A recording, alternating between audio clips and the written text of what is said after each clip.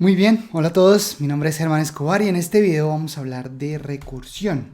Así que voy a crear aquí creo una carpeta vacía y voy a crear un archivo app.js para que empecemos a hablar de recursión. Y recursión es uno de esos conceptos que todos los programadores deberían conocer muy bien porque nos ayuda a solucionar una serie de problemas en algoritmia y en el día a día que son muy difíciles de hacer de otra forma, ¿sí? Entonces vamos a ver primero cuál es la idea detrás de la recursión. La recursión se basa en el principio de que uno puede, vamos a agrandar esto, que uno puede llamar una función, se puede llamar a sí misma. Entonces esta función se llama hola, pero dentro se está llamando a ella misma, ¿no? Y esto crea ese efecto recursivo de estarse llamando, en este caso, infinitamente. Entonces tenemos que llamarla por primera vez, pero cuando la invoquemos acá, este se va a volver a invocar y se va a volver a invocar así infinitamente. Entonces es como un ciclo infinito realmente lo que estamos haciendo acá. Y realmente en programación no necesitamos los ciclos y las iteraciones. Ah, por cierto, para sacar el mayor provecho de este video, importante conocer qué son las funciones, cómo invocarlas, los argumentos de una función, los ciclos condicionales, que tengan las herramientas básicas, porque si no, pues sin ese conocimiento va a ser muy difícil adquirir este otro nuevo conocimiento. Entonces, todo lo que uno puede hacer de forma recursiva también la puede hacer de forma iterativa y ya vamos a ver cómo funciona. Pero esto que acabamos de hacer aquí es lo equivalente a hacer un while true y eso va a seguir a infinito. Entonces a veces si se dan cuenta, pues la segunda opción es mucho más rápida. Lo mismo si queremos iterar sobre o imprimir los números del 1 al 10. Entonces con un for acá, un while for, es muy fácil, solo tenemos que hacer esto acá. Y vamos a ejecutar este código y le decimos, ya estamos en recursión, entonces node app.js y ahí están esos 10 números. Pero lo podemos hacer también de forma recursiva, entonces vamos a comentar esto y vamos a tratar de hacer lo mismo con una función que sea, ¿cómo le ponemos? Como iterar, contar, imprimir, y lo que vamos a hacer es, va a recibir un argumento. Entonces la recursión utiliza funciones con argumentos que van cambiando con llamados a sí misma. Entonces con solo imprimamos primero el argumento y acá se me olvidó esta parte, y lo que vamos a hacer es llamar mientras que if x es menor o igual a 10, vamos a llamar otra vez imprimir, pero vamos a pasarle x más 1. Entonces tenemos que llamarlo por primera vez, imprimir, y vamos a comenzar en 1. Entonces vamos a seguir este código para ver cómo funciona.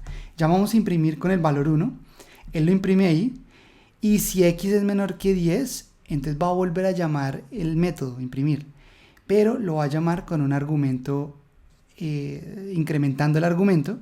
Entonces ahora va a llamar a imprimir con 2 y acá entonces se va a imprimir el 2, va a seguir estando válido a esta condición, entonces va a volver a llamar a imprimir hasta que llega al número 11, y cuando ya es 11 él imprime y después no entra acá, así que creo que tenemos que decirle que solo menor o igual, porque no queremos que imprima hasta el 11 sino hasta el 10. Entonces, ¿cuál es la idea? Que cuando llegue acá al 10 él imprima el 10, pero ya no se cumpla esta condición, entonces no continúa. Entonces siempre importante tener como una condición de salida, porque si no se va a llamar infinitamente la función a sí misma. Entonces veamos cómo funciona esto. Y ahí vemos que también se imprime los números del 1 al 10, pero de forma recursiva, utilizando, fíjense que en ningún momento estamos utilizando un for o un while, sino todo con llamados, esos se llaman llamados recursivos, es decir, llamados de una función a sí misma. ¿Listo? Entonces veamos ahora sí, esa es la idea en general de la recursión. Llamados a sí mismo y todo lo que uno pueda hacer iterativo lo puede hacer recursivo. Hay un pero acá, o hay una observación adicional que debo hacer, y es que una desventaja de la recursividad es que puede llegar a hacer tantos llamados a sí mismo que el stack de llamados, como todos los lenguajes de programación tienen un stack para las funciones donde se van almacenando los llamados, pero ese stack tiene un límite. Entonces, si uno llama muchas veces a la función, lo que va a pasar es que se genera lo que llamamos un stack overflow.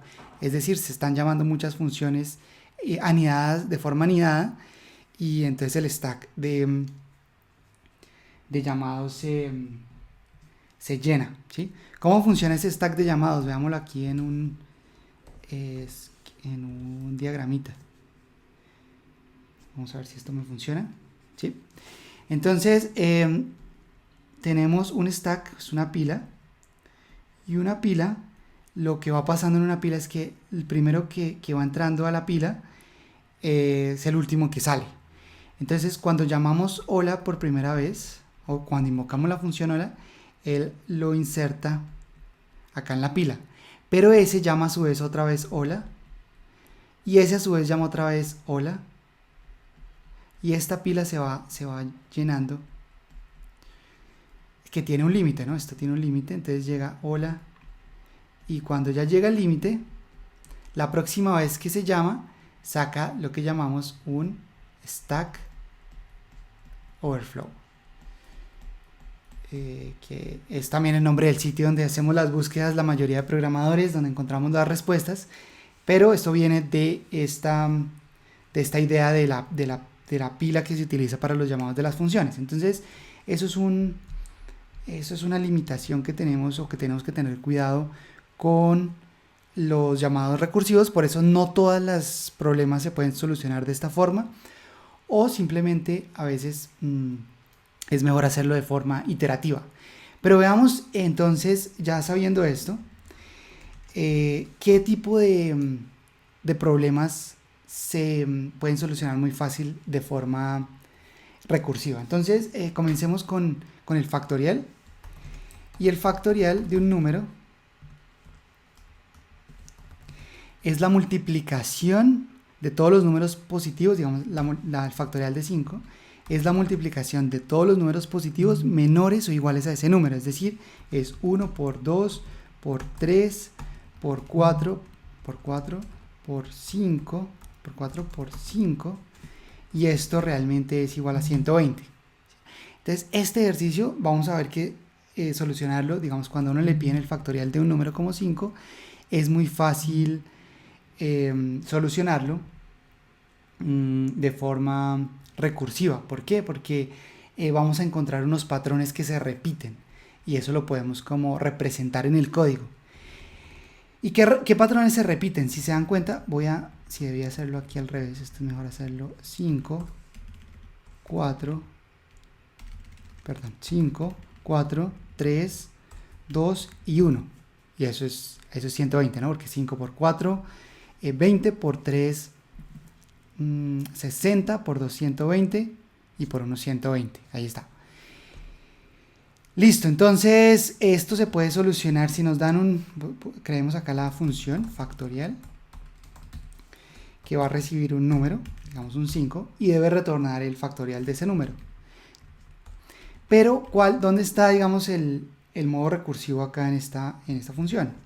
Fíjense que 5 factorial también se puede escribir como 5 por 4 factorial. Factorial también se le pone este signo de exclamación para decir que es el factorial del número. Entonces uno puede decir es 5 por 4 factorial. ¿Qué es 4 factorial? 4 por 3 por 2 por 1, eso es 4 factorial. Pero 4 factorial es realmente 4 por 3 factorial. 3 factorial. ¿Y qué es 3 factorial? Es 3 por 2 por 1. Entonces, 3 factorial, podemos decir que es 3 por 2 factorial. Y 2 factorial es 2 por 1. Así que 2 factorial es 2 por 1 factorial, que 1 factorial es el caso base, que es el número 1. ¿Listo? Entonces, ¿cómo solucionaríamos esto de forma iterativa? Podemos empezar, digamos, con un valor que sea 1 y vamos a empezar a iterar. Ya, aquí vamos a utilizar iteraciones, pero la idea es que lo tratemos de solucionar de la forma recursiva ahorita. Y mientras que esto sea igual a menor a n, vamos a ir sumando y vamos a ir multiplicando lo que tenemos en factorial por el número que vamos llevando, ¿no? Entonces él comienza con 1, después por 2 y va acumulando la multiplicación en este factorial y al final retornamos fact, ese acumulador que llevamos ahí. Entonces llamémoslo con console.log de factorial, digamos de 5, a ver si funciona. Guardemos y ejecutamos esto y nos da 120, que es el valor, es lo que esperamos, ¿no? Entonces esta es la forma iterativa de solucionarlo, pero queremos aplicar nuestra forma recursiva. ¿Cómo hacemos? Entonces fíjense que el factorial de n, voy a borrar aquí todo esto para implementar nuestra función factorial, realmente es n, es el valor, digamos si es 5, por el factorial de n menos 1. Como aquí vimos que 5, el factorial de 5 es 5 por 4, por el factorial de 4, por el factorial de 4. Entonces ahí está representado el factorial de 4. Y él va a llamar otra vez factorial, pero con 4. Y factorial de 4 es 4 por el factorial de 3. Y se van a empezar a hacer estos llamados recursivos. Pero el problema es que nunca estamos parando. Esto va a ser infinito. Si tratamos de hacer esto, n siempre va a ir como llamándose a sí mismo hasta que saca un Stack Overflow.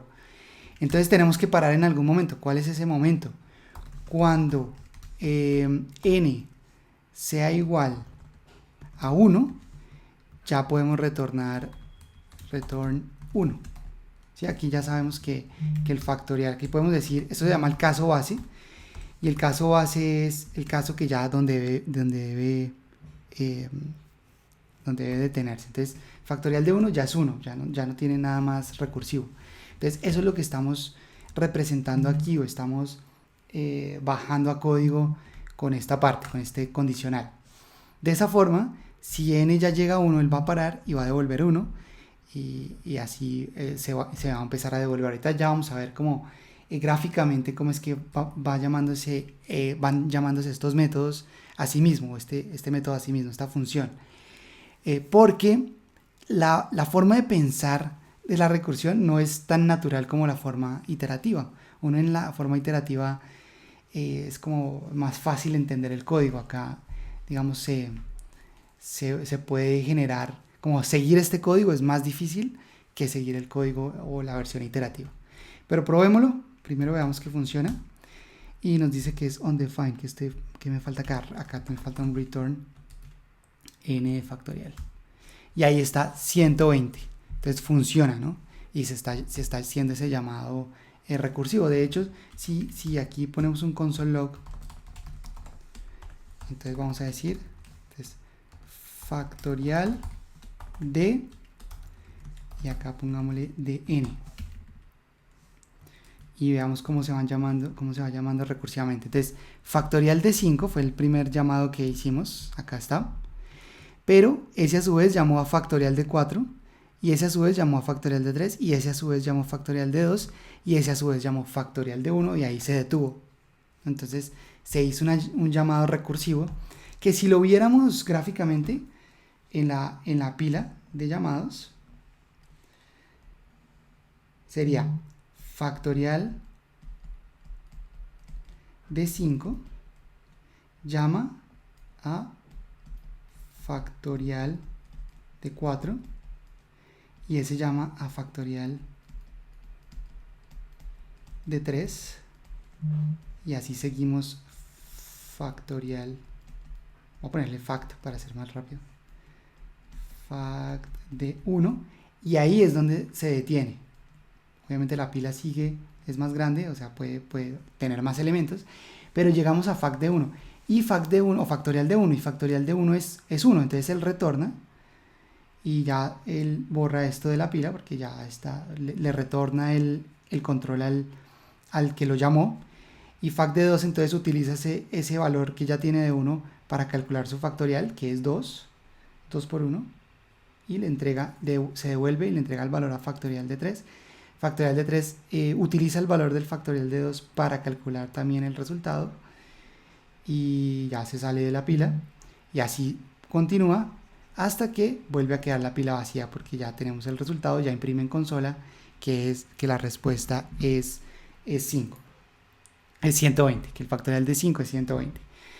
Bien, entonces eso es como funciona y ese es el primer ejemplo que vamos a hacer.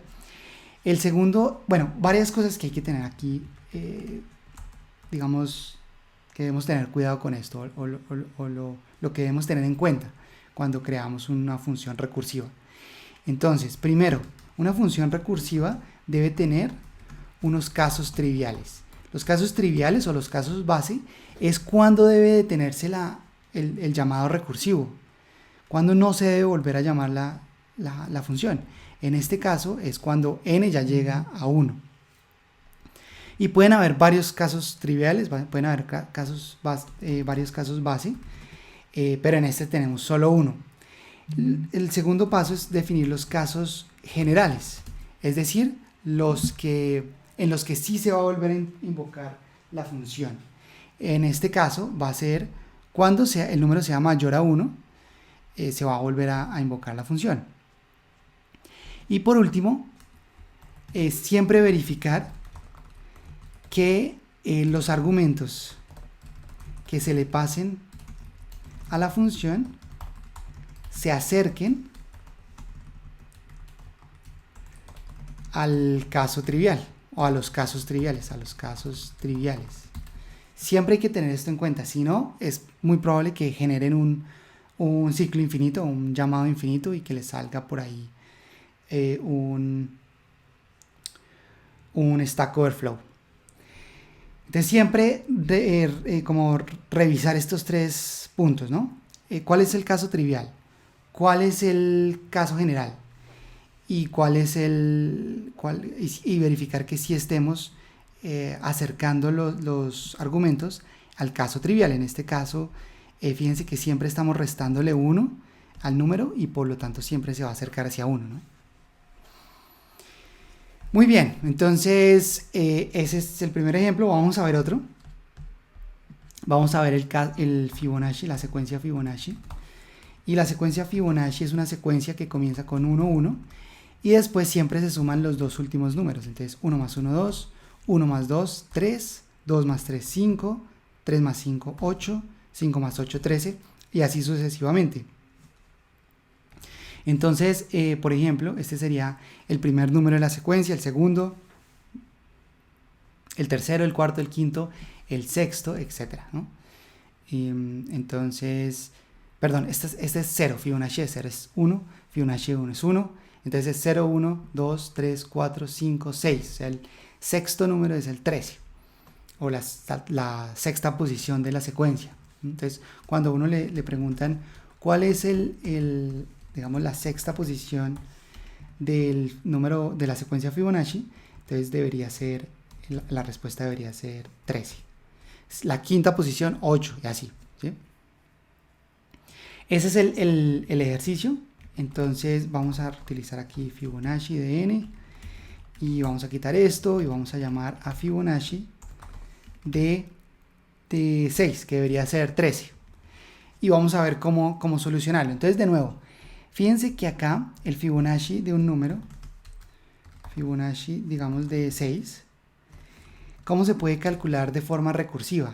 El Fibonacci de 6 es la suma del Fibonacci de 5 más el Fibonacci de 4.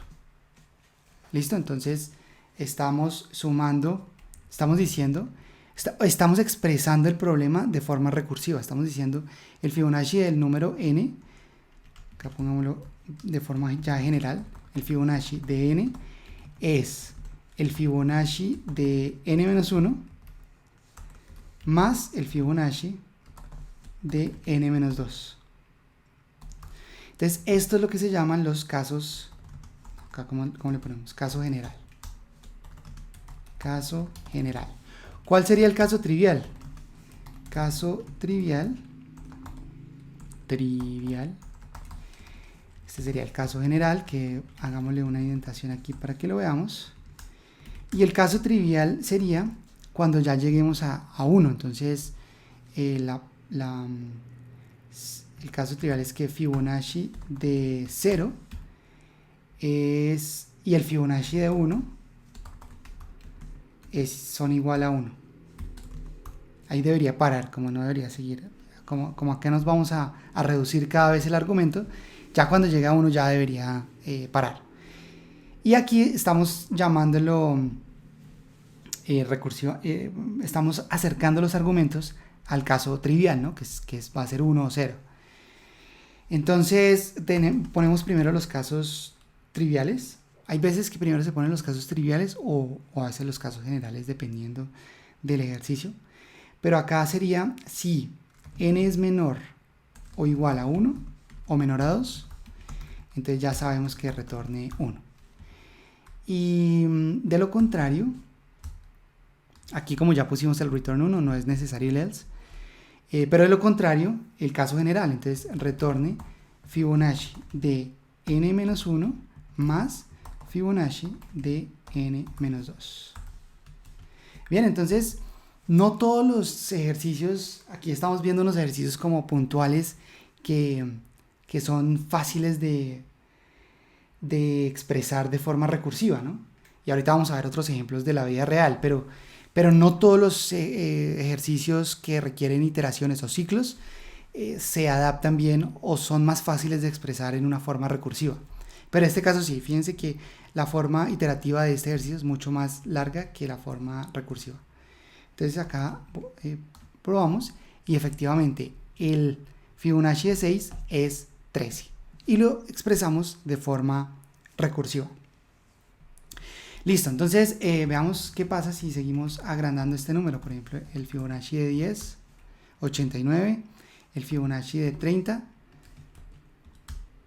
es este número, el Fibonacci de 70, Entonces fíjense que acá empieza como a demorarse un poco en el cálculo, ¿no?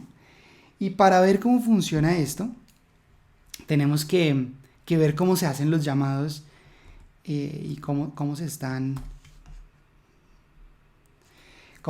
realizando los llamados a las funciones recursivas. Entonces, si comenzamos con Fibonacci, pongamos Fibonacci de 5. Fibonacci de 5, él internamente va a llamar, de hecho no ha terminado, con 70 ya lleva cuánto tiempo y no ha terminado.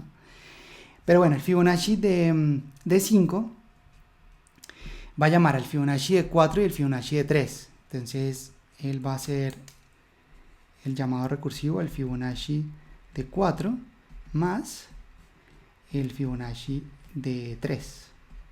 Pero el Fibonacci de 4, estos llamados, el Fibonacci de 4 tiene que a su vez que llamar al Fibonacci de 3 más el Fibonacci de 2. Y el Fibonacci de 3 a su vez tiene que llamar al Fibonacci de 2 más el Fibonacci de 1. Ahí mi computador está empezando y no ha terminado, entonces voy a detenerlo porque si no... Pero a su vez el Fibonacci de 3 es el Fibonacci de 2 más Fibonacci de 1, pero esto ya es un caso base, voy a resaltar los casos bases. Y este también llamaría Fibonacci de 1 y Fibonacci de 0. Este también es un caso base. Pero lo que se va dando cuenta uno es que empieza a armar como un árbol binario, ¿no? En donde cada vez se va a llamar 2 veces. El problema, o digamos que la razón por la que él deja de, digamos, con un número tan pequeño como 70, es porque este árbol empieza a crecer muy rápido. Pero si se dan cuenta, estamos como repitiendo cálculos, ¿no? Tenemos Fibonacci de 3 y Fibonacci de 3 acá, tenemos Fibonacci de 2, y obviamente esto cuando es el número de 70, pues la cantidad de números que se repite es increíble, o de cálculos que se repiten es increíble. Entonces hay una técnica que permite optimizar este tipo de problemas, que aplica solo cuando esos cálculos se repiten muchas veces. Y en este caso lo que podemos utilizar es una técnica que se llama memorización. Ahora, no sé si creo que se escribe así, memorización o memorization.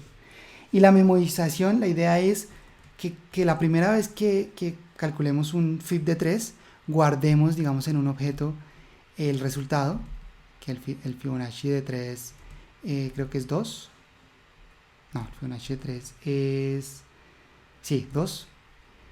Entonces lo guardamos acá para que acá no tengamos que volver a calcular como todo el árbol, ¿sí? Imagínense que no fuera 3, sino 70 o 69. Entonces ya no tenemos que volver a calcular todo el árbol, sino que ya sabemos, nos ahorramos todo este cálculo y ya podemos buscarlo aquí en este diccionario, en este objeto. Entonces, ¿cómo funciona la memorización? Entonces voy a hacerla primero como la forma más fácil de entender y después la mejoramos. Entonces vamos a definir acá una variable que se llame memo, que va a comenzar vacío o puede comenzar con los casos triviales 0 y 1. Ya sabemos que los dos son 1, entonces siempre tiene el valor y el resultado de ese cálculo. Y ya con esto, entonces, ¿qué vamos a hacer? Si encontramos a n en el memo, entonces si memo de n está ahí,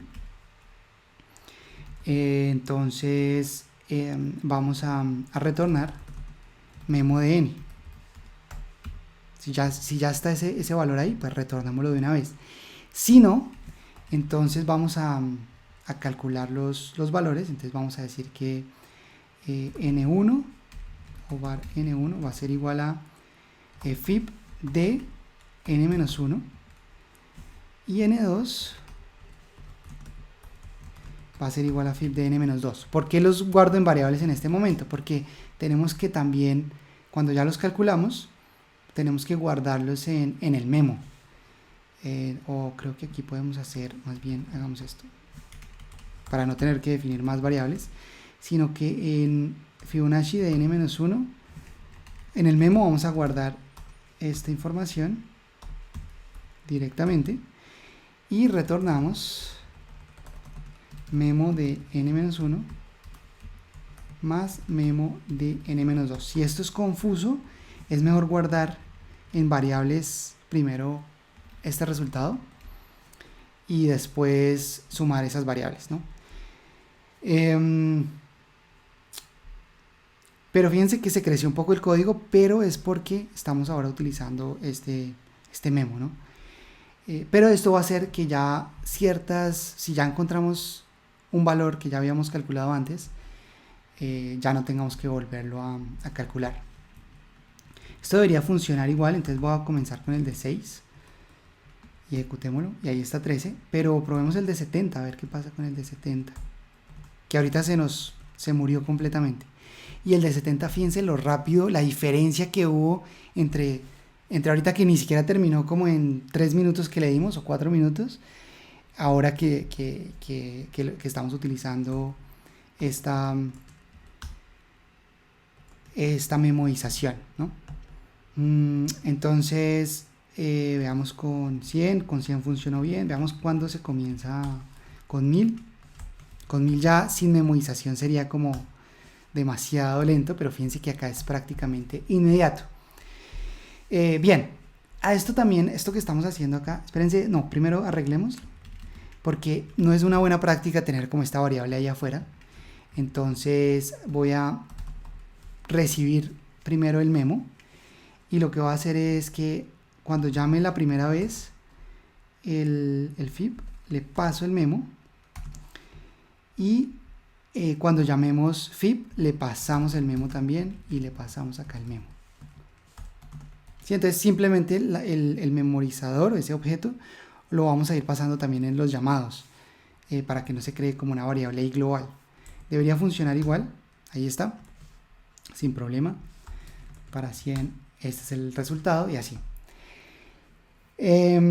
Entonces, esta técnica, a esto que estamos haciendo, también se le conoce como programación dinámica. Pero ¿cuál es la diferencia entre de memorización y programación dinámica? Digamos que es como detalles en los términos que no valen la pena como entrar a discutir, pero uno puede utilizar memorización sin recursividad, ¿no? Uno podría, en una iteración, uno puede ir guardando unos valores, se está memorizando, mientras que la programación dinámica, si no estoy mal, aunque la verdad es que esto de terminología, por acá tengo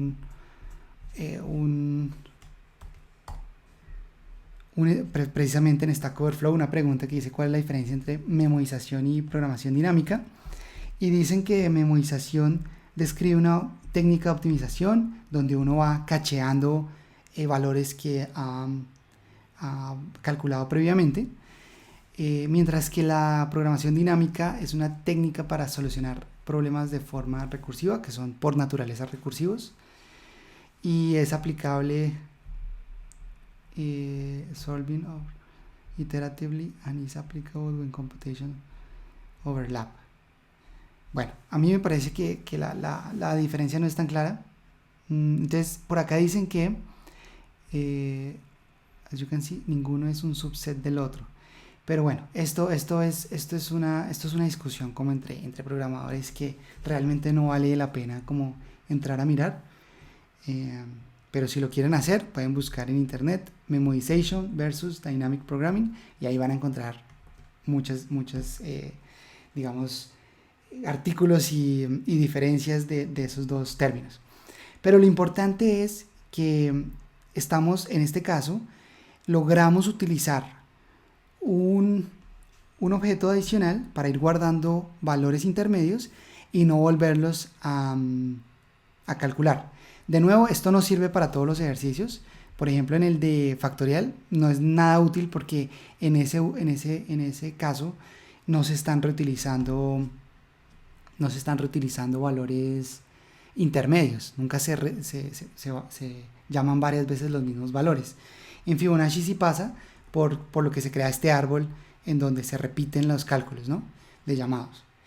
Bien, entonces vamos a ver esa técnica para solucionar un ejercicio aquí en LeetCode que tengo por acá abierto, y voy a abrirlo, o la técnica de recursión, y para que ustedes vean por qué es tan importante la recursión. La recursión en la vida real, digamos, para nosotros como programadores, ¿dónde la vamos a ver? Imagínense que ustedes les ponen a diseñar un sistema de archivos. Entonces un sistema de archivos comienza, ponerlo por acá, y vamos a ir a la raíz del computador. No, esta no es la raíz, esta es la raíz, y aquí estamos, y aquí tenemos unos directorios, pero dentro de estos directorios hay unos subdirectorios, y esos directorios pueden tener muchos más subdirectorios. Entonces fíjense que esto es por naturaleza recursivo. Si yo tengo que imprimir todos los directorios y archivos de un sistema de archivos, la forma más fácil de hacerlo es de forma recursiva. Entonces esta es una aplicación de recursividad, pero también si ustedes, por ejemplo, tienen categorías con subcategorías con productos, ese tipo de cosas también es recursiva por naturaleza. Y también, por ejemplo, los arreglos, vamos a hacer un arreglo acá que pueda tener a su vez otros subarreglos, que pueda tener a su vez otros subarreglos, no sabemos con qué profundidad.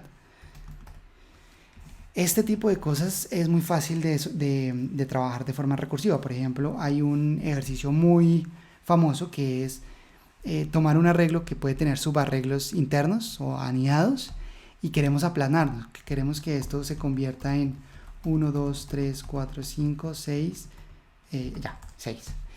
Entonces, ¿cómo hacemos? Y la forma más fácil es verlo recursivamente. Entonces, si es un número, simplemente escríbalo. Pero si es un arreglo, haga lo mismo pero recursivamente, o sea, llame el mismo método, la misma función y trate y aplane ese arreglo. ¿Cuál es el caso general? Cuando el elemento es un arreglo. ¿Cuándo es el caso trivial? Cuando el elemento es un número.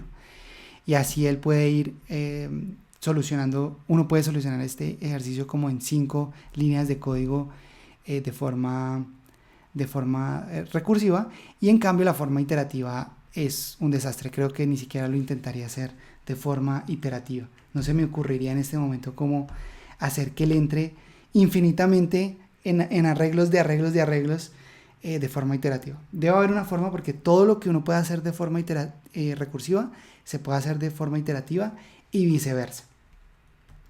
Pero bueno, vamos a ver un caso diferente, porque ese que les acabo de mostrar se llama Flatten. Lo pueden buscar en internet y se van a dar cuenta que es súper fácil de... Como las líneas de código que terminan siendo son muy fáciles. Entonces hagamos más bien este que está aquí en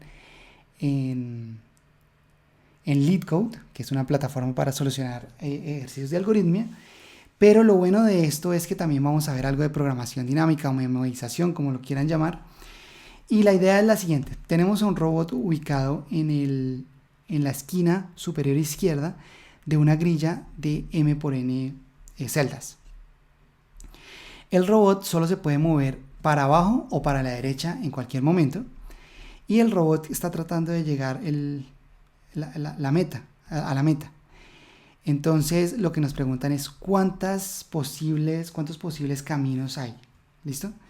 Entonces, por ejemplo, aquí podría irse por aquí y bajar, o podría irse por acá, o podría irse aquí así, o podría... Bueno, aquí hay varias opciones que pueden haber.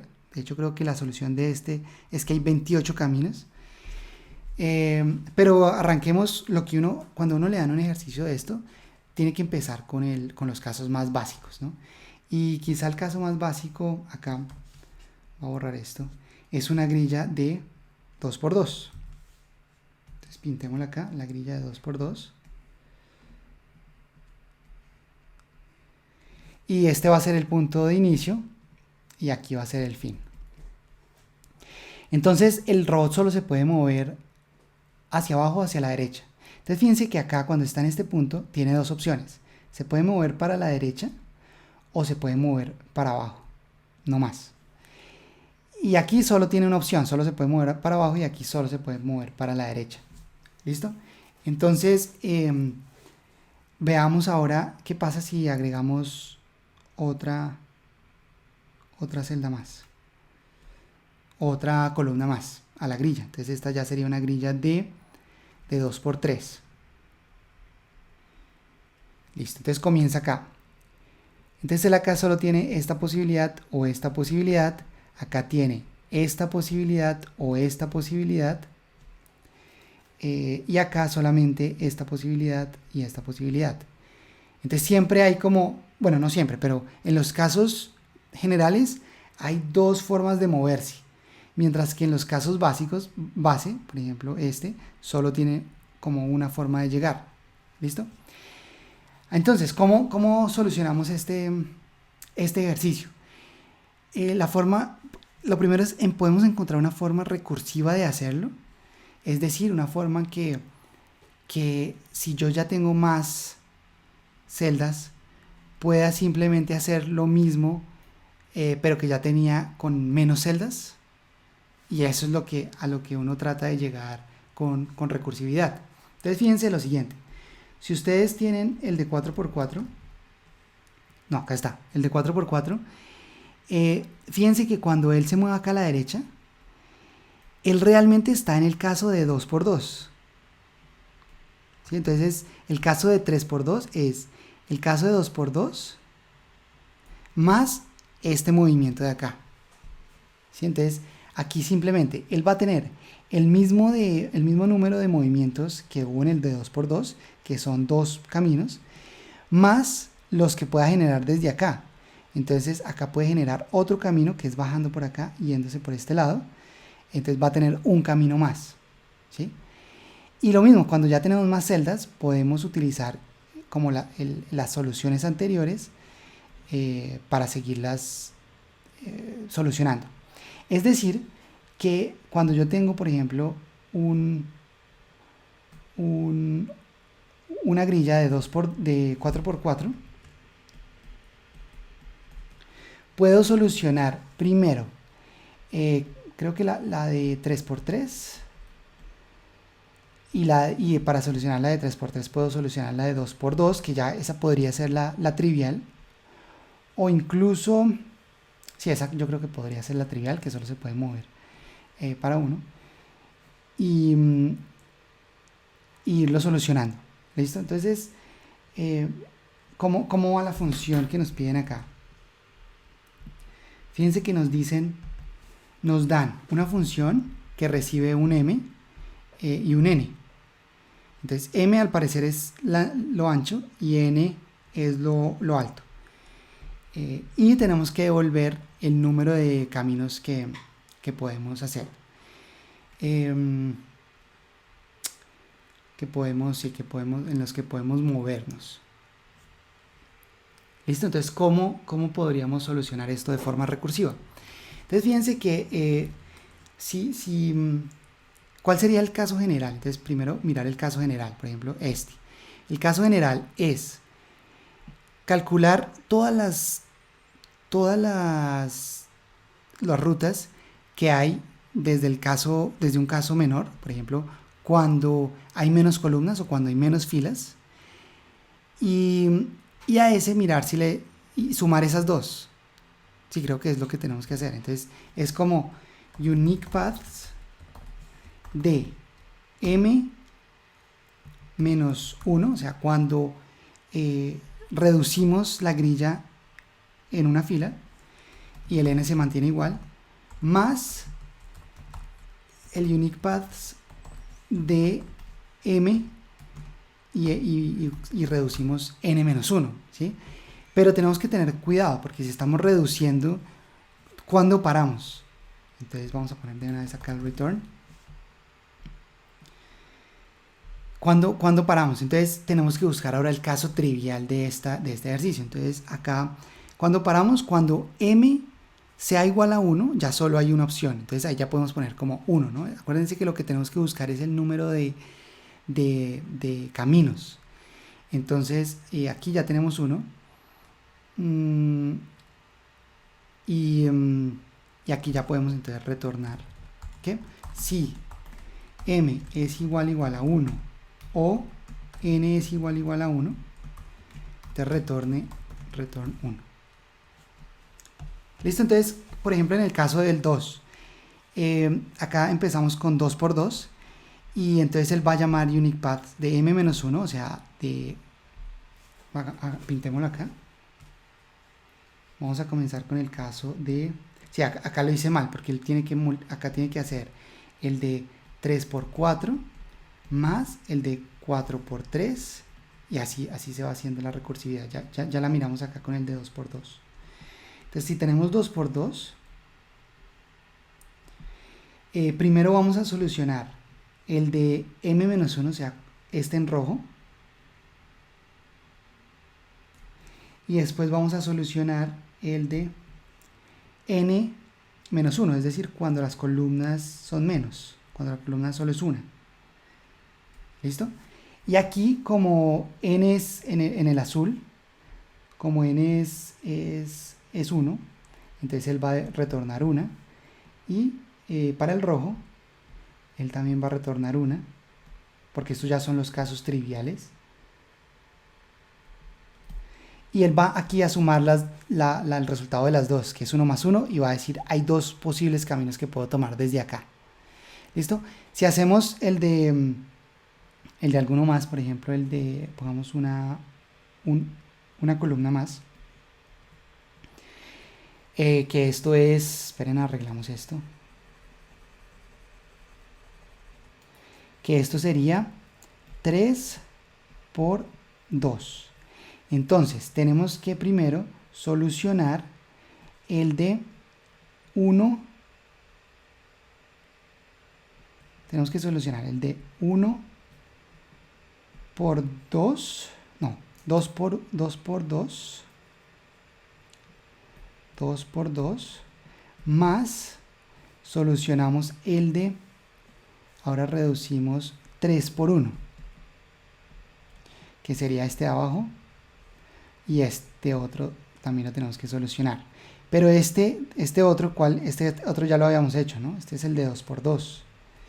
Entonces el de 2 por 2 tenemos que solucionar el de 1 por 2 más el de 2 por 1. Y el de 1 ya lo sabemos. Este 1 por 2, el de 1 ya lo sabemos. Y así entonces, y este también pues ya lo vamos a sacar con lo que ya hicimos antes. Pero lo importante aquí es ver como la recursividad, ¿no? Es que creo que aquí no 3 por 2 se va a llamar 2 por 2 más 3 por 1. Y acá este va a llamar estos dos. Y este va a llamar 1 por 2 más 2 por 1. Y este va a llamar 2 por 1 más... Y no, este ya es el caso base. Este ya no lo va a hacer. Este 1 ya sabemos que es 1. Entonces más 1. ¿Sí? Él va a ser este. Este va a ser 1, ya sabemos que es 1. Pero el 2, si es... el del 2, si sería 1 por 1. Y eso ya son casos bases, es también 1 por 1. Eso ya son casos bases, eso se suma. Tenemos que sacar el 1 por 1 y ya, ¿no? Y eso ya son casos bases. Esto es caso base, esto es caso base, esto es caso base, esto es caso base, caso base, caso base, caso base, caso base y caso base. Ahí están como los casos bases. Entonces, veamos a ver aquí cómo funciona. Corrámoslo y vemos si funciona. ¿Qué caso tenemos? 3 y 2. Entonces nos dice que para 3 y 2 se esperaba 3 y... No, se esperaba 3 y la salida fue 3. O sea, está bien. Para 4, ¿cuál tenemos acá? 4 por 4. Entonces fíjense que acá... No, aquí todavía 20. Así, probemos el de 7 por 3. 7 por 3 debería ser 28. Entonces fíjense como que el problema se ve muy complicado, o sea, cómo calculamos todas las posibles opciones, pero el código es muy simple, ¿no? Increíblemente simple, de hecho. Entonces ahí está también, 7 por 3, 28. Entonces uno dice, bueno, ya terminamos, hagámosle submit y veamos qué pasa, a ver si ya con eso terminamos.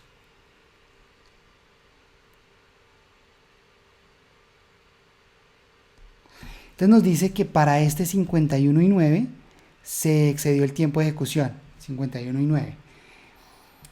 ¿Qué es lo que está pasando? Lo mismo que nos pasaba en el Fibonacci. Hay muchas cosas que se repiten como esto es solo 3 por 2, pero cuando ya 59 por algo, la cantidad de grillas para las que vamos a repetir la función es demasiado. Entonces necesitamos que programación dinámica o memorización o como lo quieran llamar. Y entonces uno siempre tiene que ver qué es lo que tenemos que guardar en el memo, ¿no? Entonces vamos a crear aquí una función que se llama unique paths with memo, supongo. Y este va a recibir el memo y el m y el n. Va a recibir los 3 valores. Y vamos a decir que si encontramos en memo como la combinación de la grilla con m y n, pero ¿cómo hacemos esa combinación? ¿Cómo la escribimos? Entonces vamos a crear nuestra propia forma de almacenarla, que va a ser m guión n. ¿Listo? Entonces si ya hicimos la de 3 por 2, él va a quedar en el objeto, va a quedar 3-2 y va a dar el resultado ahí es 3. Si ya hacemos el de 7,3, creo que era 28, Entonces van a ir quedando ahí. Entonces siempre lo tenemos que buscar con la misma forma, ¿no? Que aquí, por cierto, voy a agrandar esto para que lo vean mejor. Podemos utilizar la nueva forma de JavaScript con estos backticks, en donde creo que acá esto lo acepta, vamos a ver, en donde utilizamos esta estructura y ponemos m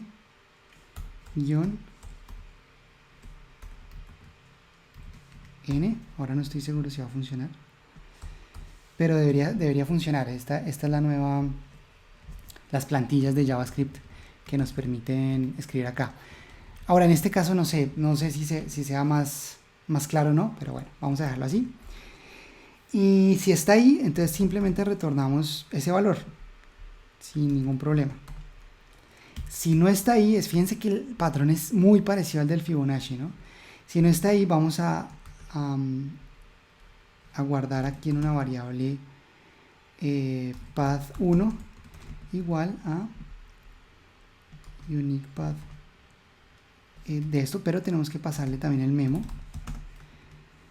y al path2 le vamos a asignar esto otro, pero también pasándole primero el memo. Bien, y ya tenemos que guardar en el memo. Entonces vamos a guardar que para m-1 n tenemos el path 1 y memo de en m, pero n-1 va a ser el path 2. ¿Listo? Entonces para el valor m-1 n, esta es la respuesta, y ahí guardamos el resultado y retornamos la suma de path 1 más path 2. ¿Listo? Este quedó como más organizado que el de Fibonacci, que no utilizábamos unas variables adicionales, sino esto. Ahora, esto es de mucha práctica, ¿no? Al principio uno no puede que sea difícil como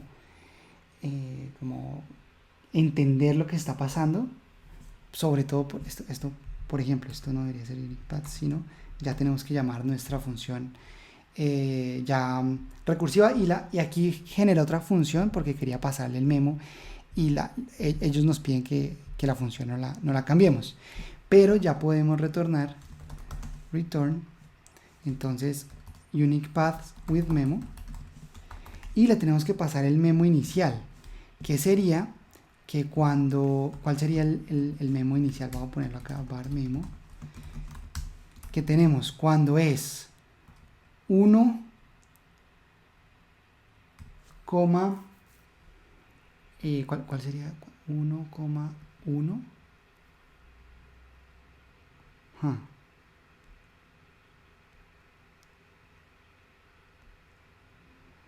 A ver, ¿cuál sería aquí el memo? Que va a ser 1, pero puede ser que n o m sean, para 1, 1 es 1, y no sé si podamos hacer de pronto que para 2, 1, 2, 1 o 1, o sea que con 1, 1 es suficiente. Probamos y corramos para, no estoy seguro, 1, 1.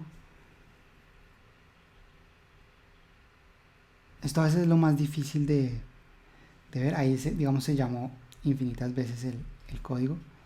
Tenemos algo mal. Hagámoslo con 3 y 2. Y el problema es que lo teníamos solamente para cuando n fuera 1, cuando m fuera 1, ¿no? Entonces cuando hay ese problema, lo que podemos hacer es bueno, acá hay un problema también, m,n, pero yo creo que igual se mantiene el mismo problema. Lo que uno puede hacer cuando ve que no es claro cuáles son los valores iniciales, lo que podemos hacer es más bien no poner los valores principales acá como hicimos con el Fibonacci, sino mantenerlos acá. Por ejemplo, decir si m es igual a 1 o n es igual a 1, entonces ya sabemos que retornamos 1. A veces hasta es más claro así, porque comenzamos con algo vacío y vamos llenando ya los casos más complejos, ¿no? Los vamos llenando aquí. Y ahí funcionó, veamos con 7.3. Debe haber una forma de utilizar el memo para poner los casos triviales allá mismo, ¿no? Pero ahorita no, tengo que pensarlo bien. Entonces lo que hice fue meter los casos triviales dentro de la función, que también funciona. O sea, cualquier forma que lo hagan va a funcionar y es bueno tener como esas dos opciones, ¿no? Entonces veamos si ya estamos, ok, bueno, acá falta algo. Acá de pronto sale el límite otra vez porque deberíamos primero ver si este path ya está. Entonces voy a hacer esto. Voy a tratar de buscarlo acá. Y creo que puedo utilizar el O.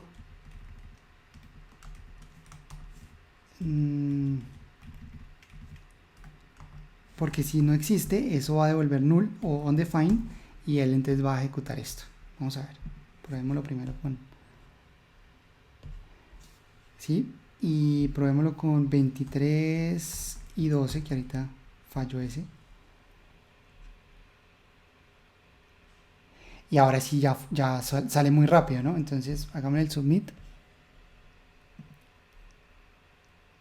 Y ahí ya en 80 milisegundos lo logró ejecutar. Y con eso solucionamos nuestro ejercicio. Ahora, hay que tener cuidado. Este no lo necesitamos acá. Hay que tener cuidado con los detalles, ¿no? Como siempre, qué vamos a guardar como llave para nuestro memo. En este caso estamos utilizando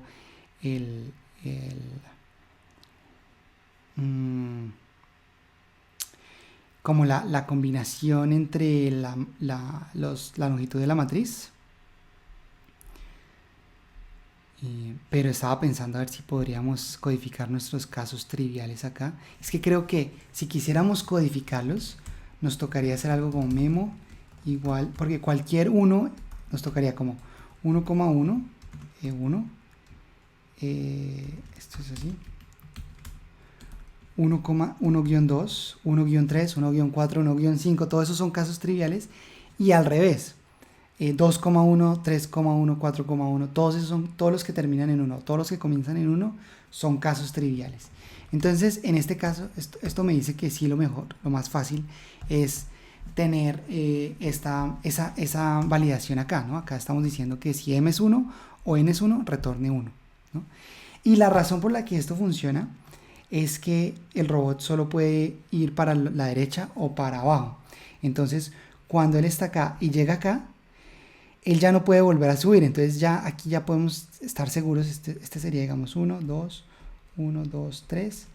Ya estamos seguros que cuando esté en 1 acá, bueno, no, perdón, esto no, este sería 3, 2, 1, porque esto es de 3 por 2, este sería de 2 por 2, este sería de 1 por 1, que ahí están. Entonces cuando llega aquí abajo, ya sabemos que ahí va a haber una posibilidad. Y cuando llega acá, solo va a tener una para abajo. Y acá la única posibilidad es ir como a la derecha. Entonces, pero no vale la pena seguir calculando el de estos porque ya sabemos que solo va a ser una. Entonces, bueno, muy bien. Y no hay otra opción. No se puede ir para arriba ni nada. Solo hay una opción. Listo, entonces ahí pasó nuestro ejercicio y fíjense cómo utilizamos para este caso recursividad, utilizamos memorización o programación dinámica, como lo quieran llamar, y ya. ¿Qué queda de ejercicio? El flatten, ¿no?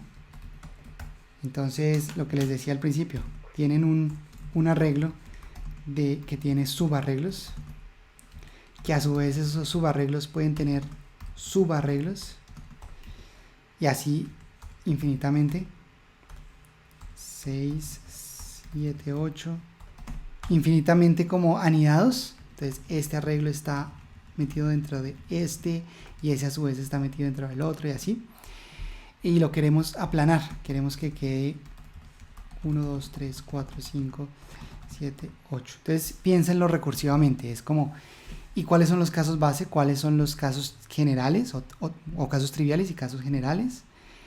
¿Y qué hay que hacer en el caso general? Que es como llamarse a sí mismo, pero pasándole ahora este arreglo. Y que lo que nos llegue de ese arreglo ya se lo vamos concatenando al final. Entonces que él cuando coja este arreglo, por ejemplo, que es el más largo, al final nos devuelva un arreglo que tenga estos elementos y se lo concatenamos a lo que ya hayamos aplanado hasta acá. Es la forma recursiva de pensarlo.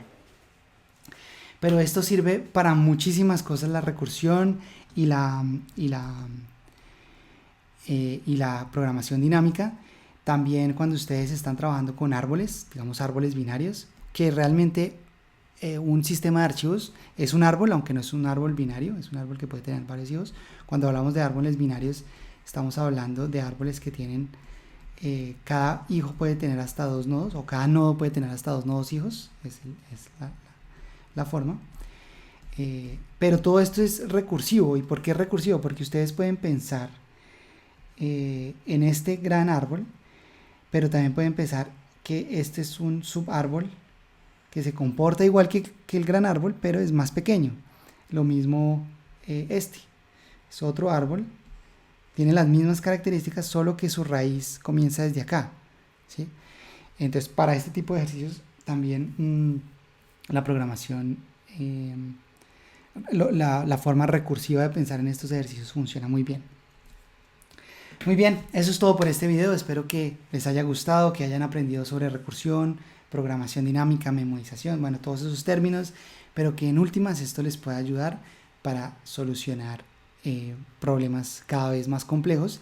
Les recomiendo el LeetCode para poder poner en práctica o poder practicar algoritmia, que la algoritmia pues a veces a uno le sirve en el día a día, pero la mayoría de veces no es que sea lo más útil, digamos como en desarrollo web, pero hay veces que sí. Por ejemplo, si a ustedes les toca, no sé, tienen un sistema de productos y categorías anidadas como digamos Amazon, la recursión les puede ayudar a recorrer todos esos elementos. Lo mismo, por ejemplo, si ustedes tienen un HTML, un código HTML y quieren imprimirlo o hacer algo con eso, el código HTML es un árbol donde él comienza con una raíz que es HTML, después va el head, bueno, no es un árbol binario, va el body, después aquí puede tener digamos un H1, un párrafo, y el head puede tener un title y puede tener un style. Bueno,